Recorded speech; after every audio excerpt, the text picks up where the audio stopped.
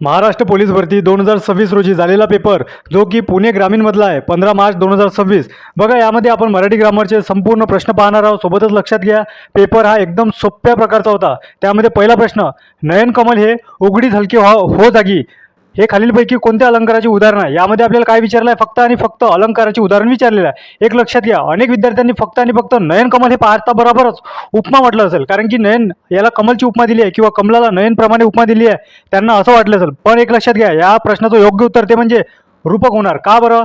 नयन आणि कमल हे दोन वेगळे शब्द नाही आहे, ते एकत्र दाखवलेले आहे आणि त्यामध्ये उपमा दाखवली नाही आहे. तर डायरेक्ट म्हटलेलं नयन हे कमळ आहे. ठीक आहे, नयन हे कमळ असे डायरेक्ट म्हटलेले आहे, उपमा दिली आहे का नाही. त्यामुळे या प्रश्नाचं योग्य उत्तर म्हणजे ऑप्शन बी. पुढचा प्रश्न बघूया. शब्द व त्या शब्दाचे लिंग यांच्या योग्य जोड्या ओळखा व अचूक गट निवडा.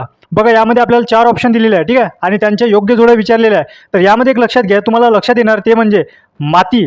माती ही स्त्रीलिंगी आहे, कन्फर्म. ओके. त्यानंतर कोनाडा. आता कोनाडा म्हणजे काय होते? बघा, घराचा एक कोनाडा कोणता असतो त्याला आपण कोणता म्हणतो? ठीक आहे, कोनाडा पुल्लिंगी असतो. ठीक आहे, तो. त्यानंतर मांजर. मांजर काय आहे? तो स्त्रीलिंगी नाही आहे. मांजर ते आपण काय उच्चारतो? ते मांजर. ठीक आहे. त्यानंतर दगड. एक लक्षात घ्या, दगड आपण नेहमी उच्चारतो काय? तो पुल्लिंगी, म्हणजे तो दगड. ठीक आहे, तो दगड. याप्रमाणे म्हणजे मग दगड गेला नपुलिंगी दाखवलाय त्यामुळे, आणि मांजर गेली स्त्रीलिंगी दाखवली मांजर, त्यामुळे.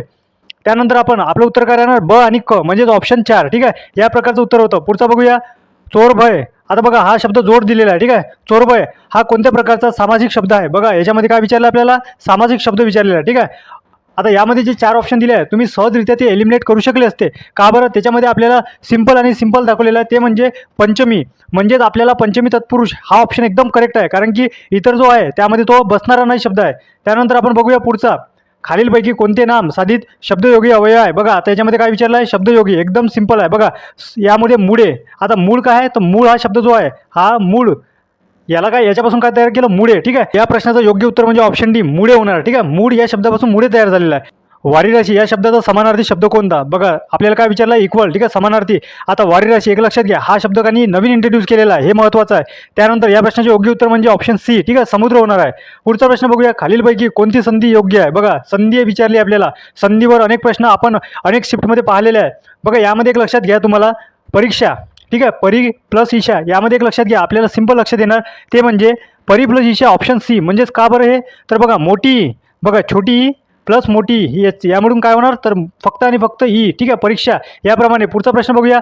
खालीलपैकी कोणते अकर्मक क्रियापद नाही? बघा, काय विचारलं आहे? अकर्मक. बघा, कर्म, सकर्म, अकर्म, याप्रमाणे आपल्याला विचारलं आहे अकर्मक. ठीक आहे, यामध्ये एकमेव ऑप्शन आहे, ते म्हणजे आहे. ठीक आहे, आहे असं का बरं? बरं, याच्यामध्ये आपल्याला स्पष्ट मेन्शन आहे, याला माहिती आहे का? अकर्म आहे. या 4 शब्दापैकी आपल्याला स्पष्ट मेन्शन आहे, तो म्हणजे आहे. हा काय आहे? अकर्म. ठीक आहे, पुढचा प्रश्न बघूया. शिवाजी महाराज छत्रपती झाले, या वाक्यातील छत्रपती हा शब्द कोणत्या प्रकारचा आहे? बघा, यामध्ये स्पष्ट मेन्शन आहे, ते म्हणजे छत्रपती. ठीक आहे, आपल्याला हे अंडरलाईनमध्ये दिलेलं आहे. त्यानंतर आपल्याला हे लक्षात घ्यायचं आहे, हे विधानपूर्वक आहे. का बरं विधानपूर्वक आहे? यामध्ये आपल्याला स्पष्ट मेन्शन केलं आहे, ते म्हणजे विधानपूर्वक. पुढचा प्रश्न बघूया. सूर्यास्त झाला, या वाक्यातील सूर्यास्त हा शब्द कोणत्या शब्दशक्तीमध्ये मोडतो? बघा, हे हा शब्द जो आहे सूर्यास्त, हा कशामध्ये मोडतो हे आपल्याला विचारलं आहे. यामध्ये आपल्याला काय दिलेलं आहे? लक्षणा, त्यानंतर अभिधा. परंतु एक लक्षात घ्या, इतक्या दूर आपल्याला जाण्याची आवश्यकता नाही, आपल्याला लक्षात येऊन जाते, ते म्हणजे लक्षणा, हे स्पष्ट लक्षणामध्ये आहे. त्यानंतर पुढचा प्रश्न बघूया. खालीलपैकी अर्थहीन. आता बघा, इथं काय विचारलं आहे आपल्याला? अर्थहीन म्हणजे असा एक शब्द ज्याचा अर्थहीन आहे. ठीक आहे, सहाय्यक क्रियापद कोणते? तर बघा, यामध्ये फक्त आणि फक्त हो आहे. आता तुम्ही प्रॅक्टिकल लक्षात घ्या. दे म्हणजे काहीतरी मागणे आहे. ठीक आहे, त्यानंतर जा म्हणजे जाणे, अशा प्रकारचं त्यामध्ये आपल्याला लक्षात येऊन जाते. कर म्हणजे कुठली क्रिया करणे, परंतु हो याच्यामध्ये आपल्याला अर्थहीन दिसून येतो. ठीक आहे, पुढचा प्रश्न बघूया. खालीलपैकी कोणते दंत तालव्याचे उदाहरण मराठीत आढळत आहे? सगळ्यात महत्त्वाचा प्रश्न. ठीक आहे, IMP प्रश्न आहे. बघा, यामध्ये तुम्हाला फर्स्ट आणि स्पष्ट ठीक आहे, ऑप्शन सी हे दिसत आहे नवीन. ठीक आहे, पुढचा प्रश्न पाहूया. खालीलपैकी बरोबर उदाहरण निवडा. बघा, हे बेसिक विचारले आहे तुम्हाला. ठीक आहे, मराठी ग्रामरचं बेसिक विचारलं आहे. यामध्ये काय? मराठी वर्णमालिकेत 4 अनुनासिका असतात. बघा, 4 आहे काय? त्यानंतर मराठी वर्णमालिकेत 5 अर्धस्वर असते. बघा, 5 आहे का? त्यानंतर मराठी वर्णमालिकेतील 4 उष्मे आहे. 4 आहे का? त्यानंतर मराठी वर्णमालिकेत 14 महाप्राण आहे. बघा, यामधलं फक्त आणि फक्त करेक्ट ऑप्शन म्हणजे डी. ठीक आहे, 14 महाप्राण, मुख्य विचारलेच 1 आणि 14 उपमहाप्राण. ठीक आहे, या प्रकारे. परंतु बाकीचे का बरं चुकले? बघा, याच्यामध्ये आपल्याला काय विचारलं? 4 अनुनासिका, परंतु ते काय? 5 नासिका आहे. ठीक आहे, आणि उष्मे किती दिलेले आपल्याला? उष्मे हे महत्त्वाचं आहे. उष्मे आपल्याला दिलेले आहे, ते म्हणजे 3. ठीक आहे, 3 उष्मे असते. सोबत लक्षात घ्या, आपल्याला जे विचारले 5 अर्धस्वर, ते किती आहे? मुख्यतः 4. ठीक आहे, याप्रमाणे ते चुकीत दिलेलं आपल्याला. पुढचा प्रश्न घेऊया. बघा, याच्यामध्ये काय दिलं आहे? अष्टभुजा हा शब्द खालीलपैकी कोणती विभक्ती? आपल्याला फक्त विभक्ती विचारली आहे. ठीक आहे, आपण ऑप्शनकडे गेलो, त्यानंतर आपल्याला पहिलाच ऑप्शन दिसून येतो, तो म्हणजे चतुर्थी. ठीक आहे, पुढचा प्रश्न बघूया. त्याला कधी मारले जाईल याचा नेम नाही. ठीक आहे, एक लक्षात घ्या, हा प्रश्न जर तुम्ही अभ्यास केला नसेल तरी तुम्हाला येऊ शकतो. का बरं? फक्त आणि फक्त शब्दामध्ये त्या वाक्यामध्ये काय मेन्शन केले हे लक्षात घ्या. हा कोणत्या प्रकारचा प्रयोग आहे बघा. शक्य आहे काय? एक लक्षात घ्या, याच्यामध्ये अनेक विद्यार्थी फक्त आणि फक्त शक्यमध्ये कन्वर्ट झाले असेल. का बरं? याच्यात त्यामध्ये शक्यता वाटतं मित्रांना, परंतु हे चुकीचं आहे. ठीक आहे, यामध्ये फक्त आणि हा प्रयोग आहे नवीन भावे. ठीक आहे, या प्रश्नाचं योग्य उत्तर ऑप्शन डी आहे. पुढचा प्रश्न, मंडईत आज खूप आंबा आला. या वाक्यातील आंबा बघा, आंबा जो आहे ना त्यामधला आपल्याला काय विचारलं आहे? वचन ओळखायचं फक्त, बाकी काहीच नाही. ठीक आहे, आता बघा आंबा हा काय दाखवतो तुम्हाला? अनेक वचन, त्यानंतर पुल्लिंगी. आता बघा यामध्ये कन्फ्यूज होण्यासारखं काहीच नाही, एकदम सिंपल आहे. हे फक्त आणि फक्त पुल्लिंगी आहे. बघा आंबा आपण काय कशा प्रकारचा उल्लेख करतो? तो म्हणजे पुल्लिंगी, आणि काय आहे? अनेक वचनी. कारण की आंबा आला या प्रकारचा उल्लेख केलेला आपल्याला, त्यामुळे ऑप्शन बी. पुढचा प्रश्न बघूया.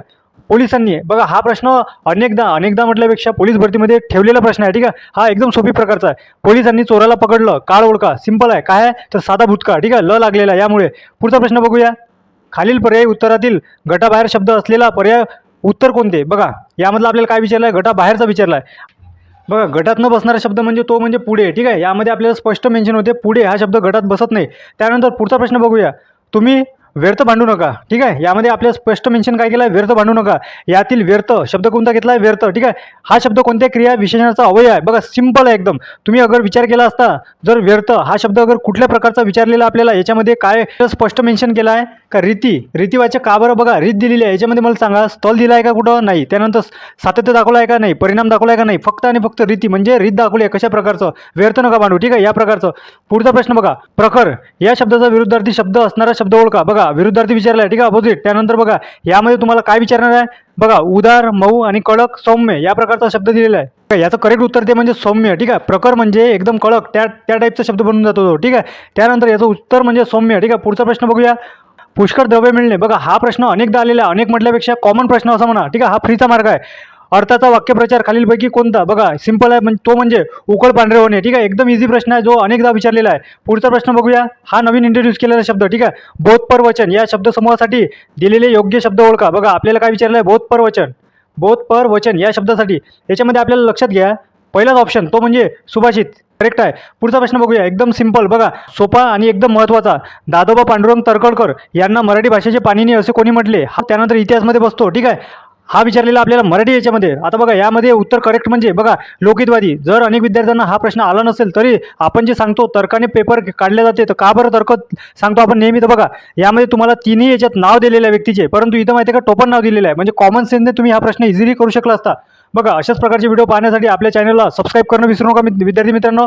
सोबत बेल आयकॉन ऑन करा, जेणेकरून नवीन व्हिडिओची नोटिफिकेशन तुमच्यापर्यंत योग्यरित्या मिळणार. आणि डिस्क्रिप्शनमध्ये तुम्हाला टेलिग्राम चॅनलची लिंक दिलेली आहे, तिला जॉईन व्हा. भेटूया पुढच्या व्हिडिओत. धन्यवाद.